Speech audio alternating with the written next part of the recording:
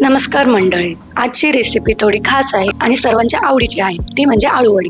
तर आळूवडी बनवण्यासाठी मी पानांच्या मागे जे देठ असतात ते व्यवस्थित काढून घेतले आणि पानं स्वच्छ धुवून घेतले. आता एका बाउलमध्ये 4 चमचे चण्याचं पीठ, थोडीशी धना पावडर, थोडीशी हळद, चवीनुसार मीठ आणि इथे वाटण घेतलं आहे हिरवी मिरची, अद्रक, लसूणची पेस्ट बनवून हे सगळं आता मिश्रण व्यवस्थित मिक्स करून घ्यायचं आहे. आता इथे मी थोडेसे तीळ टाकत आहे.